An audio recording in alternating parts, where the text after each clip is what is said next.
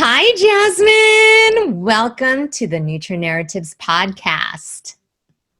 Hi, thanks so much for having me. I'm so excited to have you. Thank you for making time out of your busy schedule to be here. And Jasmine, I have got to say, congratulations. You are a brand new dietitian. Wow, what a huge Thank achievement. you. So exciting. Doesn't it feel I'm really excited. I'm glad the RD exam is over with. I was really scared. Wow. What was the scariest part about it? Oops, and I lost my light. I think the scariest part was just the uncertainty. No one really, because the RD exam's changing for everyone. It's always so different. Right. So just not knowing what's going to be on it, not knowing how it's really scored, that was all really intimidating. I still don't know how it's scored. So. Yeah. But I'm so glad you have that out of the way so you could enjoy this last school year. Last school year even more. Mm-hmm. Yeah. Nice. Fabulous. So we're gonna reel it back to a few years ago. Why nutrition? Why did you even think of that for your career? Okay, so the reason why I chose nutrition, it's a fairly simple explanation, but there's a lot of moving parts to it. So the first reason was my father is a dietitian as well. So nutrition has always played a huge part in my life.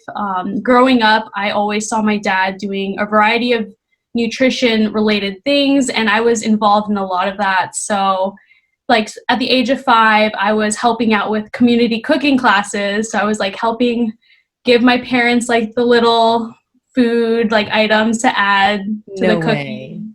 And then I would also help out with a bunch of different community education events while I was living in Hawaii and then while I was living here in California.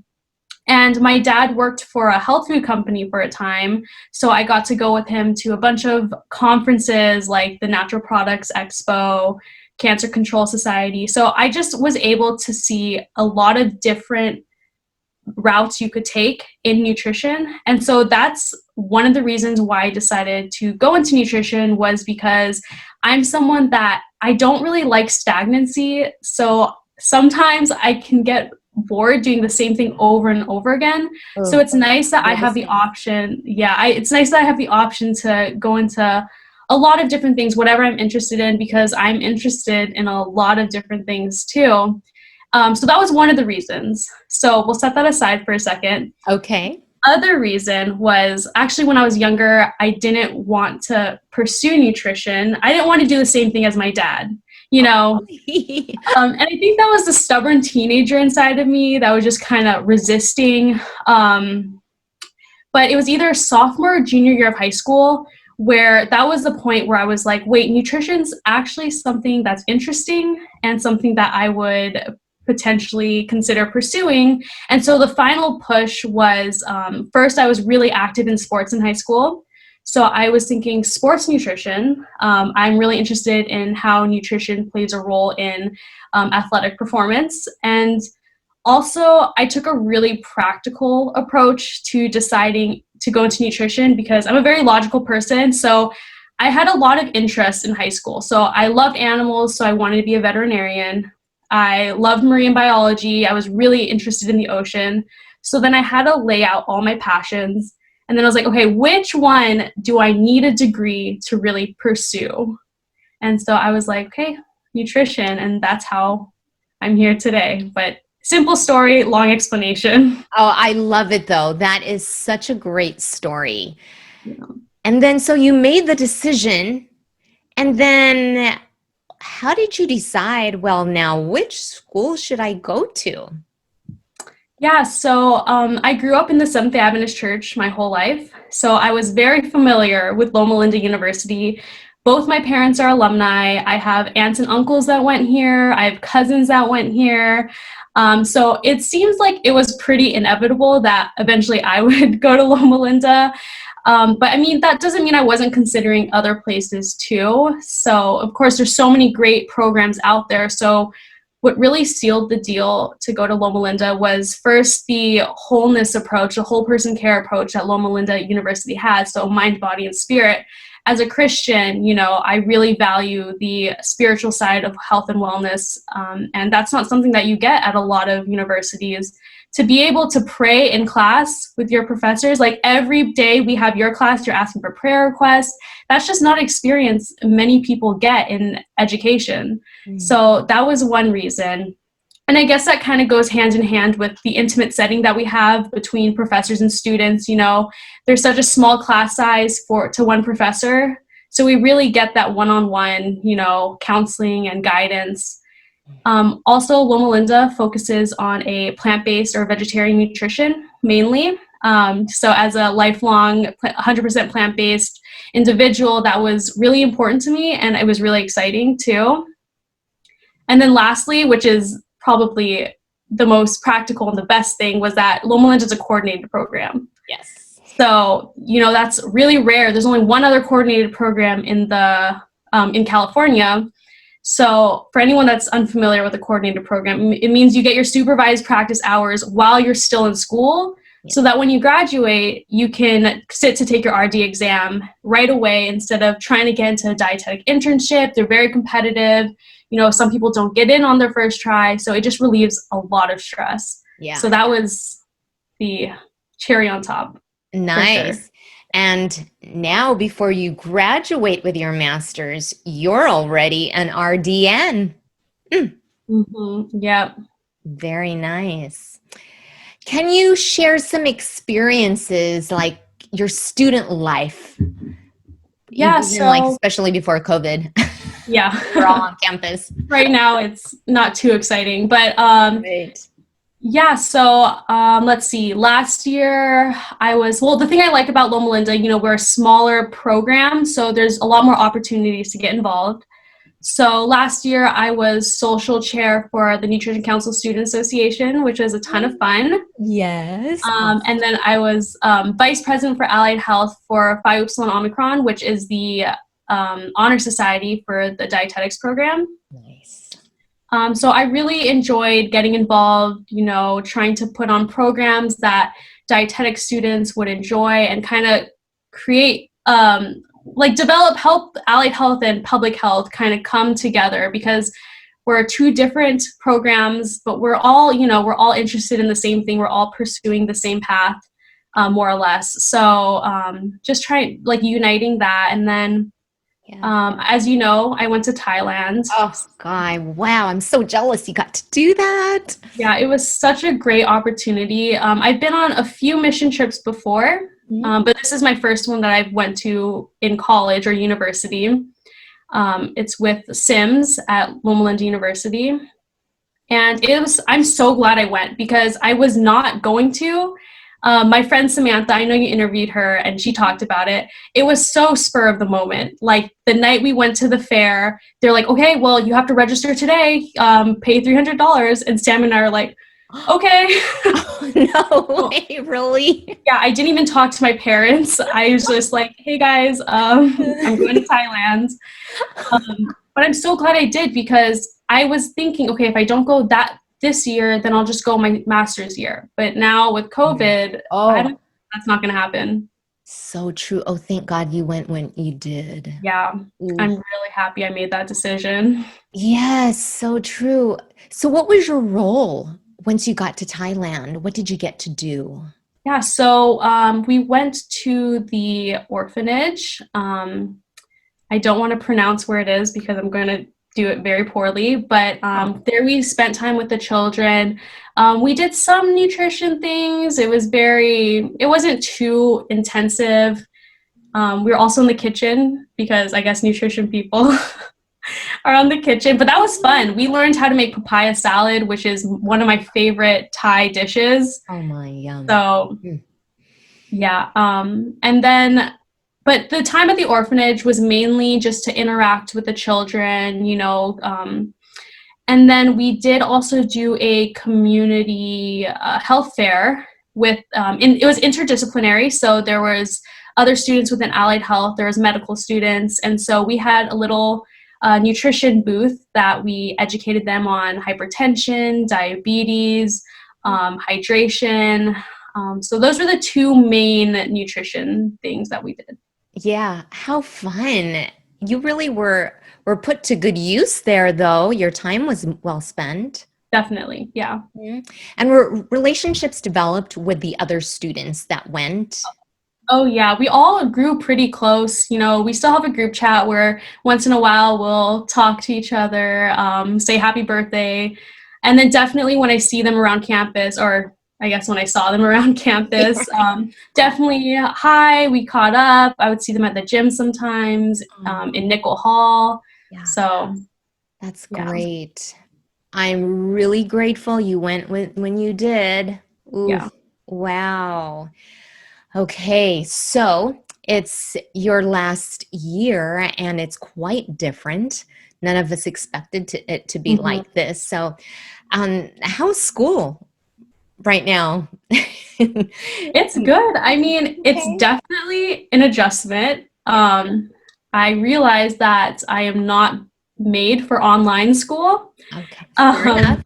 Fair enough. Just being in like a home setting, you know, I usually, like when I was at Loma Linda, I would leave to do my schoolwork and study just because I really needed that separation between a place where I relax and a place where I work.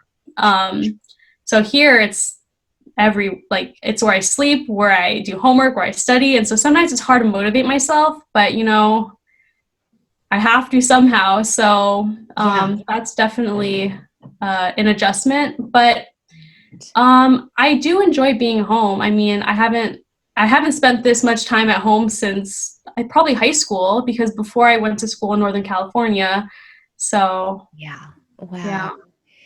Okay. So then what are you doing to help you survive being at home? Yeah. So definitely, well, spending time with my family is a great way of, like, that's the main way that I relieve my stress. Which wasn't a way that I could before. So it's nice to be with my parents. Love it. And then also just being out in nature is really stress relieving for me. So I'm really lucky where I know someone who has a horse, and horseback riding has been something that I've done on and off for a while. Nice. So I go out and just, you know, take the horse out on a trail, and then it's just really, it's the best thing to be in nature. Yes. I've seen you post a couple pictures on that. I'm like, does Jasmine have a horse? Wow. No, I will, but no. Yeah, but that's nice. You get to go out there and ride still. Excellent. Okay, Jasmine. So I'm going to switch on over to your current Capstone project. And please tell us about your project, why you chose the niche that you do to be able to share information with people in this topic. So my focus is on sustainable nutrition. And I did a post, I think maybe 2 weeks ago, just kind of like explaining my stance on sustainable nutrition.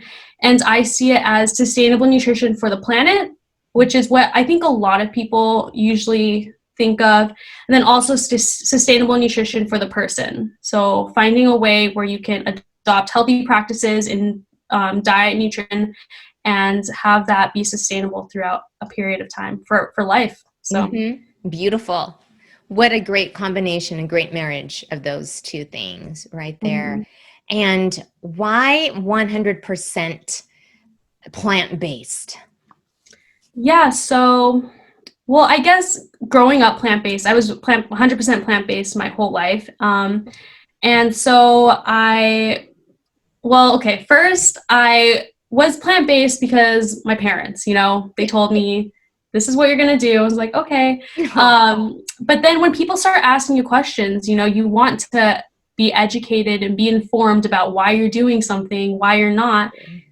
And honestly, I think if I was just plant-based for my health, I probably wouldn't still be plant-based. But because I educated myself on the benefits of being plant-based, 100% plant-based for ethical reasons and for the environmental reasons, that holds you more accountable to being a certain, like to holding a certain practice, because you're not just doing it for yourself, you're doing it for something or someone else. Yes. So that's why I really honed in on sustainable nutrition, because I see plant-based, there's so many statistics out there saying why plant-based is more environmentally friendly than animal-based diets.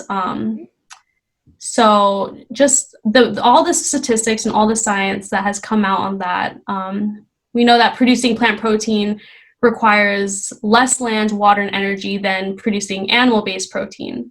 Yeah. So, but I think the thing that we need to focus on is, like, I'm not trying to make everyone go 100% plant-based, you know? No, like, I understand. Yeah. But I really appreciate you sharing it and being passionate about it. Yeah. Because as we know, as you've taught us, every body is different, and that's not going to work for everyone. So that's why I encourage plant-based. So having your meals based around plants, but you can have, you know, a couple, like some meat and dairy in there, but just the less meat, the better for the environment.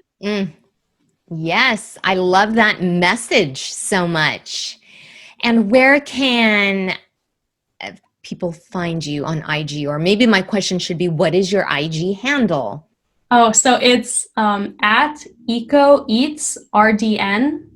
That's my handle. All right, thank you. And I will put that in the show notes so that just in case people forget, they can go back there and look it up. And you have been posting a lot of great information, and it's blowing me away. It's so impressive. I'm just so proud of you, Jasmine. Thank you. You're welcome. Thank you for leading the way in that area, especially. So then, if there was someone listening and they're interested in becoming a dietitian, what advice would you give for someone who's interested in going the path that you've taken? Well, for dietetic students, I would say, or people going into dietetics, I would say just be open-minded. So as a dietetic student, or even as a student in general, you're going to be educated on so many different things. Some things you agree with, some things you don't agree with. But you can't be closed off to ideas that are presented to you. You know, I think that's where you really learn, is when your, I guess, the ideas that you've held on to for so long are threatened by new ideas. So I think that's a good way. Being open-minded is just a great way to grow as a person and as a professional. That is fantastic advice. You're absolutely right, Jasmine, because I mean, things that we present as teachers, not everybody, not all the students will be like, oh yeah, okay, we'll totally agree. But it's nice to just be able to present as many ideas as we can to you, all of you, and then it's up to you, all of the students, to say yay or nay, and then pit it against evidence-based literature. And I know that you have been that way, which is fantastic. I love your open-mindedness and, you know, just being able to see, okay, what is this about? So I appreciate that. Thank you for your advice. Oh, yeah. So Jasmine, I always end with a fun thing. I mean, this all has been fun, and I forgot to tell you I was going to ask this, but what are 3 nutrition practices that are so important for you to do regularly? Good question. So I think one thing is something I learned as I was making a presentation for class on longevity. So it's the 80% rule. So it's eating until you're 80% full. And it's a teaching, I think it's a Confucian teaching that was that's practiced in Okinawa, Japan, which is one of the 5 blue zones. And if anyone's unfamiliar with the blue zones, those are regions of the world where some of the healthiest and longest living people live. And so it's just a way, 80% full, it's just a way to practice mindful eating, you know, prevent you from overeating. So that's one thing I would say I do maybe 90% of the time. Of course, there's times where I get really excited and then I just eat and then 100%. Oh my goodness. I hear you. I know. But for the most part, I try and, listen to my body. And once I'm full, I can always put the leftovers in the fridge, save it for tomorrow. Perfect. I love it. Another one would be, I guess we've learned about the USDA My Plate. It's a way where it's half your plate is fruit and veggies, mostly being veggies, and then a quarter is the protein, a quarter is grains, and then a little side of, they call it dairy. I call it calcium source. Yes, that's perfect. Yeah, and so trying to figure out a way where I can try and do that in every meal. Obviously, your meals aren't going to be deconstructed like that all the time, like if you're eating a burrito, it's not going to look like a plate. So just kind of, thinking about it and just trying to incorporate the food groups as best as you can. And which I guess leads into my third one, which would be, so like not being mad if you mess up with your nutrition. Like, I guess not looking at nutrition as like so black and white. There you go. There's no good food and bad food. There's no correct way to do nutrition and no incorrect way. It's just doing what works for you. In my Instagram, in my introduction post, I said we focus on progress, not perfection. Ooh, beautiful. Yes, that's right. You did post that. Mm-hmm. Yeah, so I think that's like a really big thing I also stand by, because also, what is perfect? Oh, yeah. It doesn't exist. It's so true. It does not. Yeah, so and I think by doing that, you're just going to create such a healthier relationship with your food, which is going to translate to your relationship with your body and your relationship with others, and so on and so on. So yes, there's a ripple effect, isn't there? Nice. I love those three. And I love your philosophy. I'm on the same page with you. So very nice. Oh, Jasmine, this has been absolutely wonderful. I appreciate what you have shared. You have always been a student that is always headed in the right direction, always very conscientious. Thank you. I like how you also take the lead. And when you were with me at Drayson, that was cool that you're like, okay, you guys, we're going to plan this. We're going to plan that. And it's just so nice to see that you have that leadership. Oh, thank you. That means a lot. That means a lot. Yeah, and I saw how it panned out when you were an officer for NCSA and for Omicron Upsilon, or Upsilon. I say it wrong. Phi Upsilon Omicron. There you go. I don't even know if I pronounce it right, but no, you're right. Along those lines. Beautiful, but look at that. You are a leader for both. By any chance, do you miss holding an office? Well, I'm social vice president, or I'm co-social vice president of SAFSPA. That's right. Yeah, which is School of Allied Health Professions Student Association. So I'm a co-social with another student in a different program. So still in that officer position. Awesome. Also, I'm working on the committee to restart the Dietetic Association within the Seventh-day Adventist Church. Beautiful. So any dietetic students interested, or dietetic professionals, it's called Adventist Nutrition and Dietetic International Association. Yes. Formerly known as SDADA, Seventh-day Adventist Dietetic Association. So right. So it's called ANDIA now, right? Okay. And we want to, include like individuals from all over the world. So that's why we say and nutrition. Because in some countries, they don't have dietitians. So correct. Good. I'm glad you brought that up, so that if anybody's listening who's a dietetic student, nutrition student, or a dietitian, they'll know about this awesome group that we're taking off the ground. So good. I'm glad you mentioned it. Perfect. Great.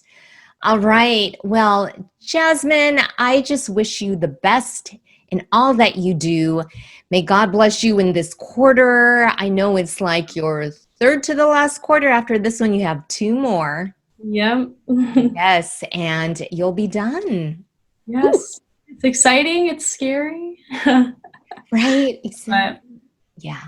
with God's help, you're going to continually be successful as you already have been in so many ways. So may God bless you, and thank you for taking your time to spend with me today. Thank you for having me. You're welcome.